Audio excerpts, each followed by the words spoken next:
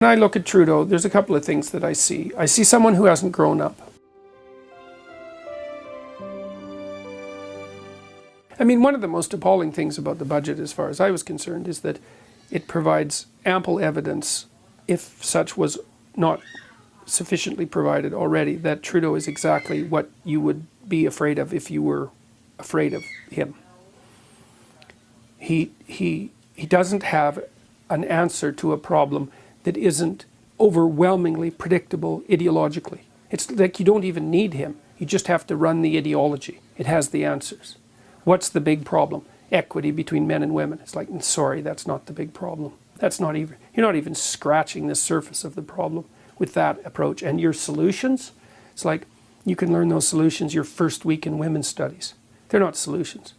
They're the sorts of solutions that children toy with when they have no idea what they're contending with. Yeah, well, there's not a lot there, I'm afraid. Fixing these complex systems is unbelievably complicated, and you're likely to make them worse when you're mucking about with them haphazardly, right? And so it's way easier just to do this. Trudeau said it back in, wasn't it 2016? Why are half the cabinet women? Because it's 2000 and, was it 16 or 15? Yeah. Well, it's almost impossible to overstate how shallow that comment is, and how not only shallow, but it's also casually malevolent in an unconscious sense, because he had a job to do, which was to evaluate his MPs thoroughly and skeptically and pick the best people, period.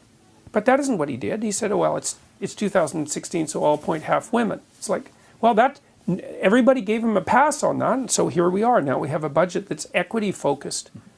Yeah, well, good luck with that. When I look at Trudeau, there's a couple of things that I see. I see someone who hasn't grown up. So he's Peter Pan. I see someone he knows how to behave in public. That's one thing you can say about him. He's got that easy charisma and charm that comes from being good looking, being from a favored background, the favored background that he's from. He's got by on that. And the reason I believe that is because I don't believe that if he had any true character that he would have run, because he ran on the strength of his name, and he hadn't earned the right to do that. But people elected him, so here we are.